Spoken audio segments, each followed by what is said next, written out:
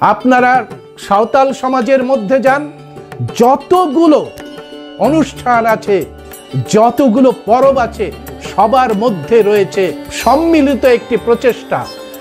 এবং সেই প্রচেষ্টার মধ্যে যদি আমরা আবার নিজেদের সংস্কৃতির মধ্যে প্রবেশ করতে পারি, তাহলে এই জাতিকে নিজের সংস্কৃতি সম্পর্কে আমরা সচেতন করে তুলতে পারবো, আত্মবিশ্বাস বাড়িয়ে তুলতে পারবো, আত্মমর্যাদা প্রতিষ্ঠিত করতে পারবো এবং পঙ্গা পাষণ্ডদের ওই যে গোলামি থেকে আমরা বেরিয়ে আসতে পারবো।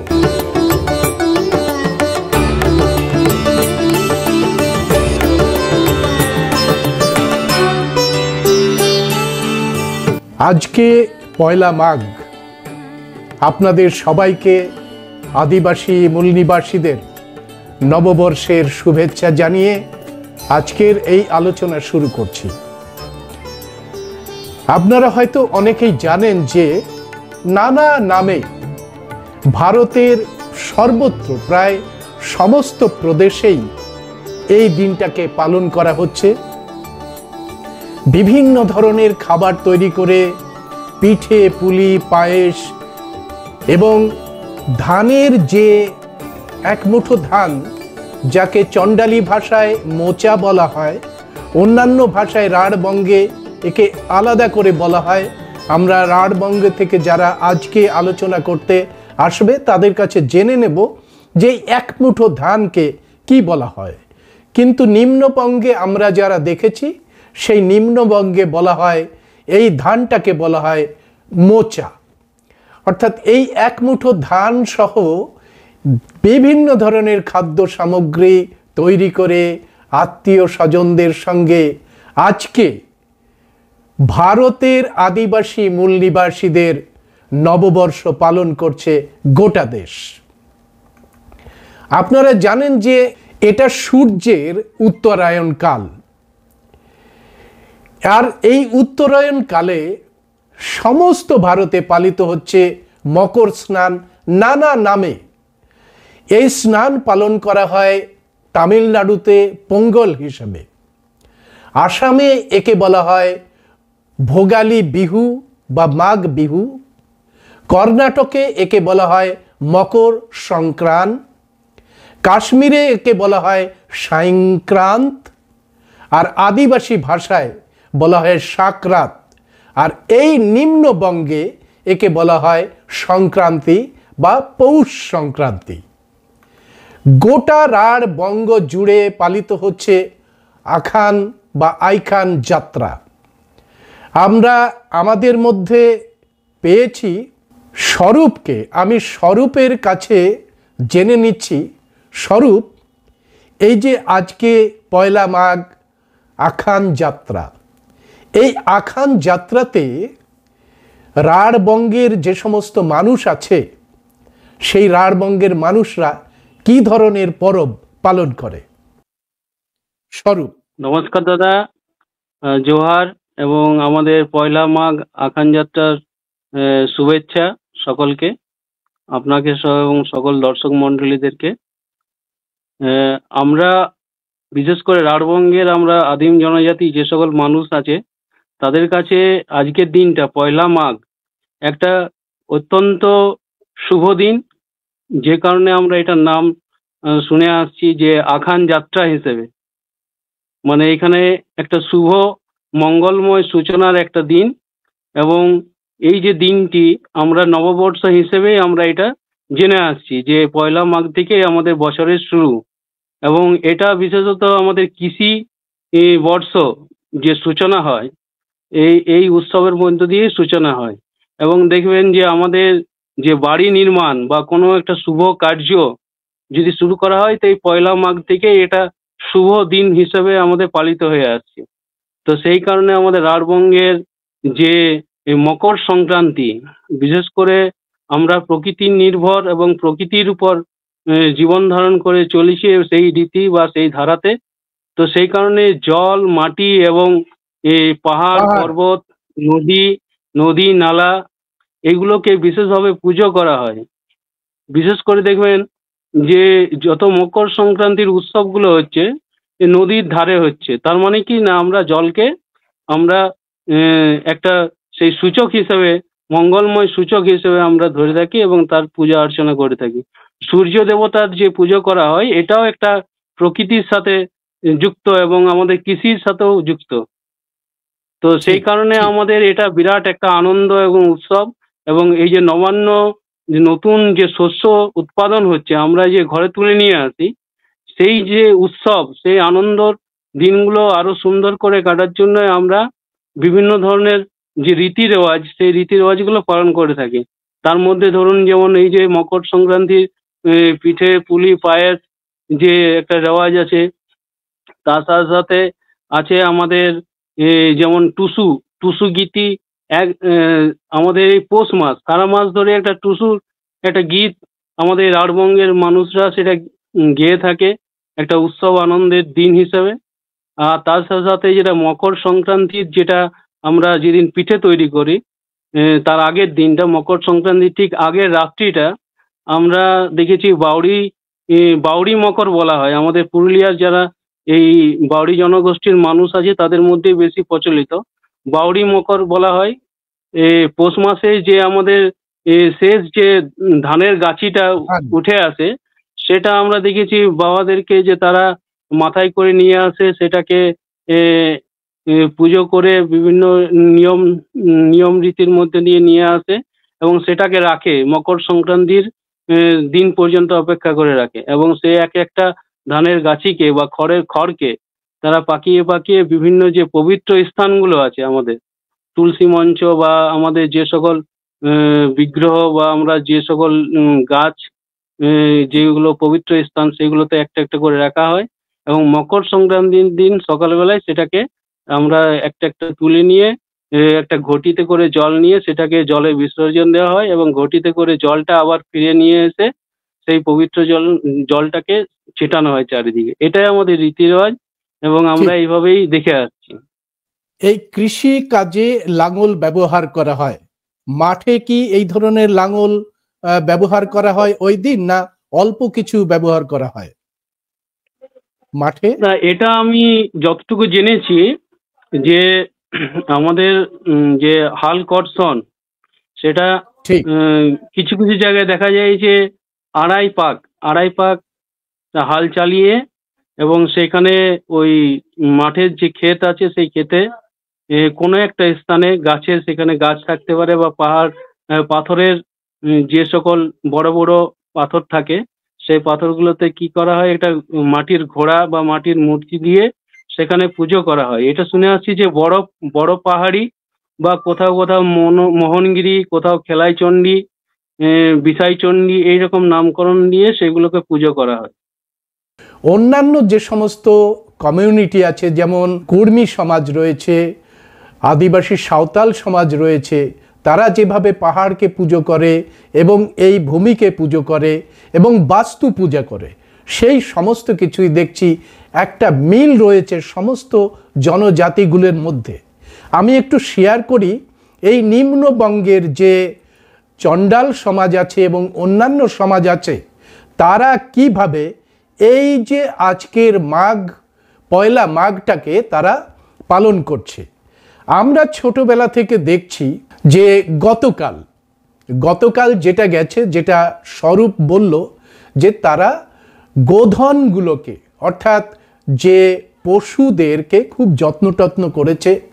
নিম্নবঙ্গে যেটা হয়েছে, পশুদের সারা গায়ে চালের গুঁড়ো দিয়ে একটা আলপনা তৈরি করে দেওয়া হয়েছে বিভিন্নভাবে। সেই গরুকে সাজানো হয়েছে, গরুকে যত্ন করা হয়েছে এবং গরুকে সুন্দর খাদ্য দেওয়া হয়েছে। গতকাল মায়েরা গরুকে পিঠে দান না করে মানুষের জন্য পিঠে তৈরি করেনি। গোটা পৌষ মাস ধরে রাঢ়বঙ্গে যেমন চলেছে টুসু গান, তেমনি এই নিম্নবঙ্গে প্রচলিত ছিল হুলোই গান। এখনো কিছু কিছু জায়গায় এই হুলোই বা হালুই গান এটা রয়েছে। হুল শব্দের অর্থ যুদ্ধ বা সংগ্রাম, অর্থাৎ প্রকৃতির সঙ্গে সংগ্রাম করে টিকে থাকা থেকেই হুল শব্দ এসেছে, তার থেকে হুলই অর্থাৎ সংগ্রামের গান, জীবনের গান, জয়ের গান। এই হুলই গান গেয়েছে সারা পৌষ মাস ধরে। আমি যখন 9-10 পড়াশুনো করেছি তখন প্রতি বছর পুরো মাসটা না হলেও আমরা অন্তত 5 থেকে 7 জন ছোট ছোট বন্ধুরা, আমার সমবয়সী বন্ধুরা, পৌষ মাসের 15 দিন ধরে আমরা একটা দল তৈরি করেছি, হুলই গানের দল। আর এই হুলই গানের দল তৈরি করে আশেপাশের যত গ্রাম আছে সেই গ্রামের প্রতি বাড়িতেই গিয়ে আমরা এই হুলই গান শুনে এসেছি। আমাদের পরনে থাকতো যেমন পোশাক, কিন্তু মাথায় হয় গামছার একটা পাগড়ি, না হলে ছোট কাপড়ের একটা পাগড়ি আমরা পরে নিতাম। হাতে থাকতো মাথার সমান লাঠি, সেই লাঠি দিয়ে মাটির সঙ্গে ঠুকে একটা তাল তৈরি করে আমরা গান গাইতাম। প্রথমে যখন কোনো একটা বাড়িতে ঢুকেছি তখন বলেছি, বাস্তের বর, ধানে চালে গোলা ভর, এ ঘর থেকে ও ঘর ভর। এটা বলে আমরা উঠোনে রেখেছি। একজন একটা ধামা অর্থাৎ বেতের বোনা ধামায় সে ওই মাঙন তুলত, অর্থাৎ সেই বাড়ি যা যা দেবে, চাল ডাল আনাজপত্র যা কিছু দেবে ওই ধামাতে দেবে। এইভাবে আমরা সংগ্রহ করেছি। সংগ্রহ করে এক বাড়ি থেকে আরেক বাড়ি, আরেক বাড়ি থেকে আরেক বাড়ি আমরা গেছি। এই গানগুলোর মধ্যে ছিল আমাদের যে ভাওয়াল রাজা, তার যে দান ধ্যান করার যে কর্মসূচি, সেই কর্মসূচির ব্যাখ্যা ছিল। পাশাপাশি যে জমিদার, তাদের ভয়ঙ্কর অত্যাচারের কাহিনী ছিল। খাজনা আদায় না করতে পারলে তারা যে কি ধরনের অত্যাচার করত, সেই অত্যাচারের কাহিনী ছিল এই হুলই গানের মধ্যে। আজকে সকালে নিম্নবঙ্গে যারা আছেন তারা ঘুম থেকে উঠে, বিশেষ করে এই স্বরূপ যেটা বললেন, বাউরি সমাজের মধ্যে চাষ সংক্রান্ত বিষয় নিয়ে বিভিন্ন কিছু হয়। চণ্ডাল সমাজের মধ্যে একটু অন্য রকমের হয়। সেটা হচ্ছে আজ ঘুম থেকে উঠেই মায়েরা সমস্ত যে আঙিনা এবং যেটুকুন ব্যবহারযোগ্য মানে মাটি ঘরের পাশে, সেটাকে প্রথম গোবর দিয়ে লেপেছে।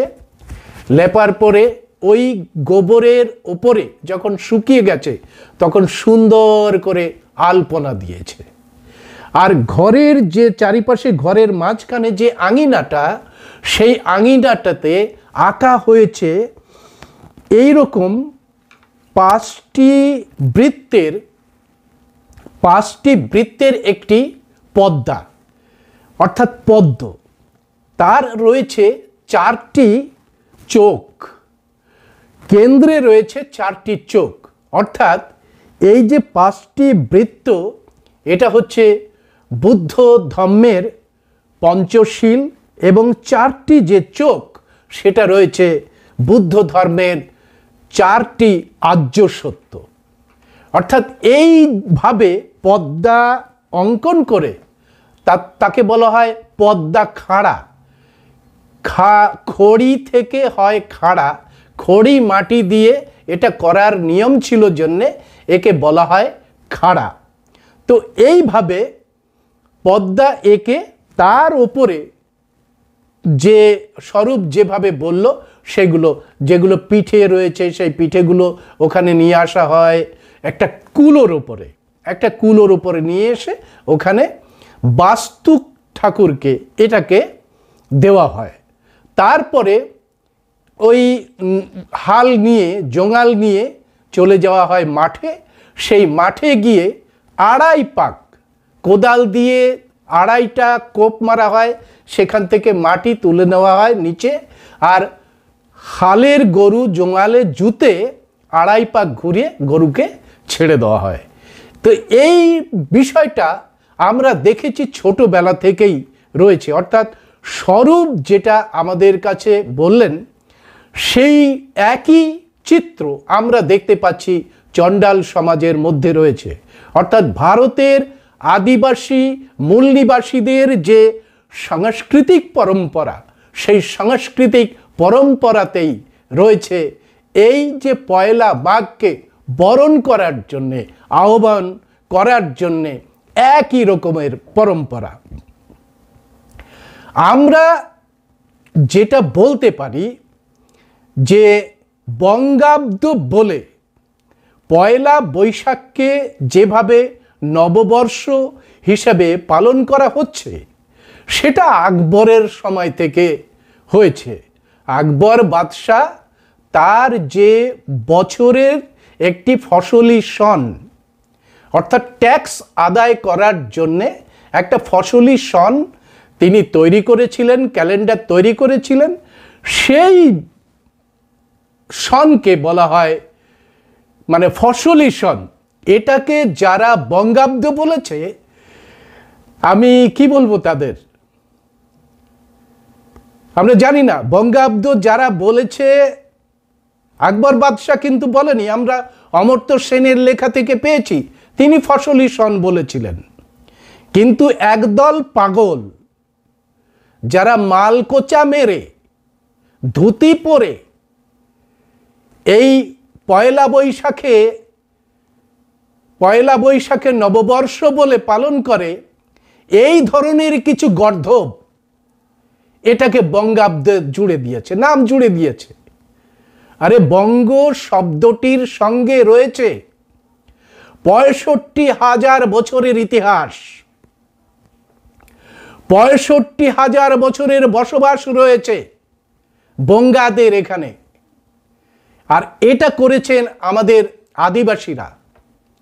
তারা এই দেশটাকে বঙ্গাদিসম বা বঙ্গদেশ হিসাবে তারা চিহ্নিত করেছেন এবং এখানেই যে সভ্যতার বিকাশ ঘটিয়েছেন।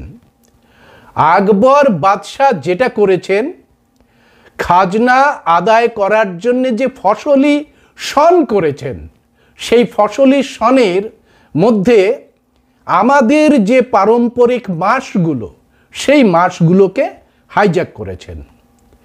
কি করেছিলেন আকবর বাদশাহ? এই সময় জোতদার জমিদারদের উপরে দায়িত্ব দিয়েছিলেন খাজনা আদায় করার জন্যে। অর্থাৎ এই যে যারা কৃষিজীবী মানুষ, তাদেরকে, যেহেতু আকবর বাদশাহ রাজা, সেই রাজার রাজ্যে বসবাস করলে আমাদের ট্যাক্স দিতে হবে রাজাকে। তিনি দখল করেছেন, রাজত্ব দখল করেছেন, তাই তাকে আমাদের ট্যাক্স দিতে হবে। তাই জোতদার জমিদারদের বিভিন্ন এলাকায় নিযুক্ত করে কৃষিজীবী, শ্রমজীবী মানুষের উপর থেকে ট্যাক্স কালেকশন করতেন। আর সারা বছর ধরে এই সময় ট্যাক্স কালেকশন করতেন না। তিনি শুরু করেছিলেন চৈত্র মাসে ট্যাক্স কালেকশন। সারা চৈত্র মাস ধরে যাদের ট্যাক্স বাকি থাকতো, তাদের কি করত? ভিক্ষা করে, অর্থাৎ সন্ন্যাসীর বেশে, নাম দেখুন, সন্ন্যাসীর বেশে ভিক্ষা করে করে দৌড়ে দৌড়ে ভিক্ষা করে তাকে ওই ট্যাক্স দিতে হতো। আর ট্যাক্স না দিতে পারলে তাকে শূলবিদ্ধ করা হতো। লোক সম্মুখে, বাজারে, রাস্তাঘাটে ঘোরানো হতো। বিভিন্ন ধরনের কাটার উপরে ঝাঁপ মারতে বলা হতো, বটির উপরে ঝাঁপ মারতে বলা হতো, কাস্তের উপরে ঝাঁপ মারতে বলা হতো। এর সমস্ত অত্যাচার চলেছে জমিদার জোতদারদের দ্বারা এবং এই ফসলি সনকে ঘিরে। আর যখন দিতে পারছে না এই ট্যাক্স, সেই ট্যাক্স যখন দিতে পারছে না, একেবারে চৈত্র সংক্রান্তিতে ওই চড়ক নামক একটি ভয়ঙ্কর রকমের যন্ত্র দিয়ে বড়শি বিদ্ধ করে এই মানুষগুলোকে ঘুরিয়েছে এবং রাজা জমিদারেরা দেখিয়েছে, যদি খাজনা না দিতে পারো, আগামী বছর তোমাকেও এইভাবে বড়শি বিদ্ধ করে ওই চড়কের মতো, চরকির মতো ঘোরাতে হবে। এত নিষ্ঠুর একটি পানিশমেন্টের ব্যবস্থা ছিল এই ফসলি সনের সঙ্গে যুক্ত।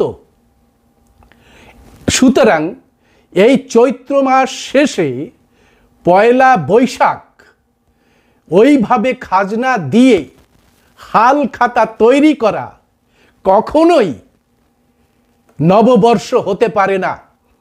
ওটা একটি যন্ত্রণার মাস। ওই সময় কোনো ফসল টসল ঘরে আসে না, ওই সময় কোনো ফসল ঘরে আসে না। সুতরাং ধান চাল দেওয়ার তো কোনো প্রশ্নই ওঠে না, ফসল আসে এই সময়। দেখুন, আমাদের আদিবাসীরা যে ক্যালেন্ডারটি তৈরি করেছিল সেই ক্যালেন্ডারটি পরবর্তীকালে সূর্য সিদ্ধান্তের সঙ্গে জোড়ে, এবং সূর্য সিদ্ধান্তে যে মাসগুলো যুক্ত করা হয় সেই মাসগুলোকে বাংলা মাস বলা হয়। কিন্তু এই মাসগুলোকে তৈরি করেছে ভারতের আদিবাসীরা। আদিবাসীদের মধ্যে যে মাসগুলো রয়েছে সেই মাস শুরু হয় মাঘ মাস থেকে, তারপরে ফাগুন, তারপরে চৈত। বানানগুলো দেখুন, মাঘ ফাগুন, ফাল্গুন নয়, মাঘ ফাগুন চৈত, চৈত্র নয়, বৈশাখ বৈশাখ নয়, জ্যৈষ্ঠ জ্যৈষ্ঠ নয়, আষাঢ় শান, ভাদর, তারপরে দাসায়, তারপরে আঘন, তারপরে পুষ। আমরা স্বাভাবিকভাবে গ্রামে গঞ্জে যদি যাই, প্রত্যেকটা জনজাতি, আমার ভাই বাউরি সমাজের প্রতিনিধি, তারাও বলে পুষ মাস। আদিবাসীরা, সাঁওতালেরা বলে পুষ মাস। আমাদের যারা কুর্মী রয়েছেন তারা বলে পুষ মাস।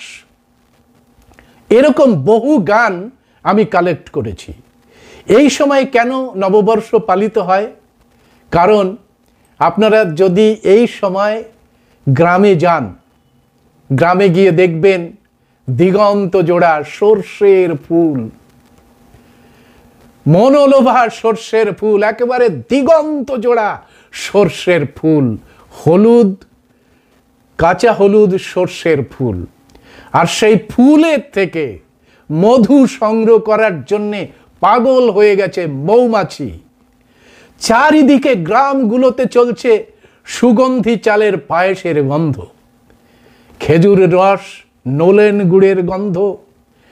সারা ভারত জুড়ে এই সময় যে খাদ্য আমরা রান্না করা খাদ্য আমরা খাই, তার পরব চলতে থাকে। আপনারা পোঙ্গালতে দেখবেন সেখানে ভোজন উৎসব। মাঘ বিহু, ওর নামই হচ্ছে ভোগালী বিহু।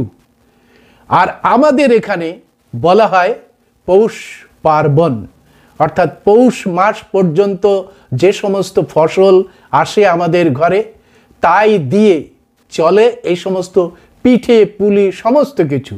এই যে টুসু, টুসু হচ্ছে ধানের তুষের গল্প, অর্থাৎ কৃষি সভ্যতার একটা প্রতীক হলো এই তুষ বা ধান থেকে যেটা তৈরি হয়। স্বরূপ যেটা বলল যে সুন্দর করে তাকে বিভিন্ন পবিত্র স্থানে রেখে দেওয়া আমাদের পরম্পরা। আমরা আমাদের যে সংস্কৃতি, আমাদের যে ঐতিহ্য, আমাদের যে পরিচয়, আত্মপরিচয়, আত্মসম্মান, এই আত্মসম্মান যদি না ফিরে আমরা পাই, আত্মসম্মানগুলোকে যদি আমরা প্রতিষ্ঠিত না করতে পারি, তাহলে আজকে প্রত্যেকের কাছে আমার প্রশ্ন,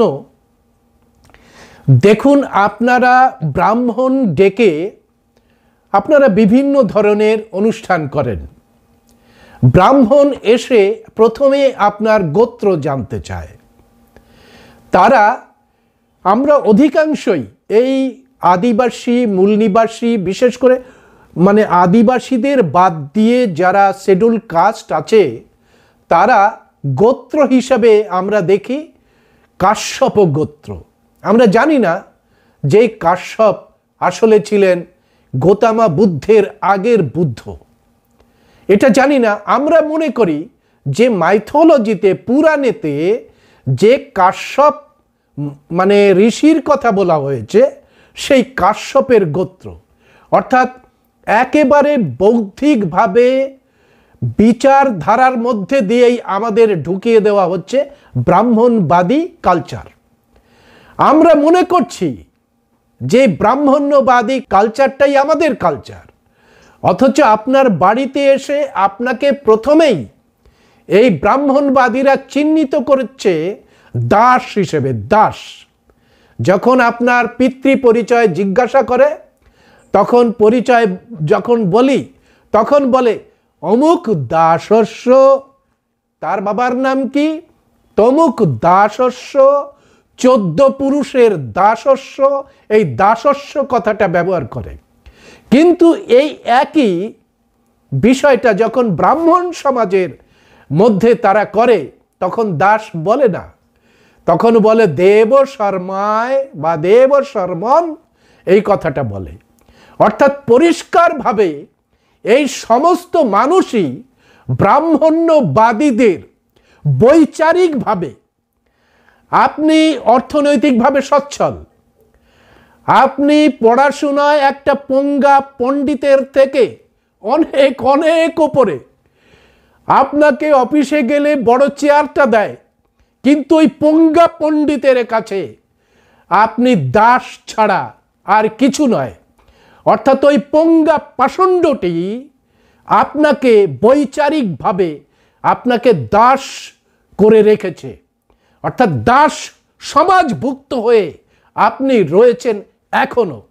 সেই জন্য যদি আমরা আমাদের যে সংস্কৃতি আমাদের পূর্বপুরুষেরা এই কৃষি ভিত্তিক সমাজ ব্যবস্থা গড়ে তোলার জন্যে প্রকৃতির সঙ্গে সম্পর্ক রেখে এই মহাপ্রকৃতির সঙ্গে নিজেদের এক জায়গায় নিয়ে এসেছে, সেই পরম্পরাটাকে যদি আমরা আবার নিজেদের মধ্যে চর্চায় নিয়ে আসতে পারি, নিজেদের মধ্যে সেই আচার অনুষ্ঠানগুলো করে আমরা যদি গৌরব বোধ করতে পারি, আমরা যদি মনে করি যে এটাই আমাদের সংস্কৃতি। আপনি আসামে যান, প্রত্যেকটা মানুষ ভোগালী বিহুতে তারা নাচ গান করে। তারা কখনোই নিজেদের মনে করে না ওই নাচ গান হচ্ছে নিচু বর্ণের নাচ গান, কারণ ওটা এখনো তাদের জনপুঞ্জের সংস্কৃতি। আপনারা সাঁওতাল সমাজের মধ্যে যান, যতগুলো অনুষ্ঠান আছে, যতগুলো পরব আছে, সবার মধ্যে রয়েছে সম্মিলিত একটি প্রচেষ্টা। এবং সেই প্রচেষ্টার মধ্যে যদি আমরা আবার নিজেদের সংস্কৃতির মধ্যে প্রবেশ করতে পারি, তাহলে এই জাতিকে নিজের সংস্কৃতি সম্পর্কে আমরা সচেতন করে তুলতে পারবো, আত্মবিশ্বাস বাড়িয়ে তুলতে পারবো, আত্মমর্যাদা প্রতিষ্ঠিত করতে পারবো, এবং পঙ্গা পাষণ্ডদের ওই যে গোলামি থেকে আমরা বেরিয়ে আসতে পারবো।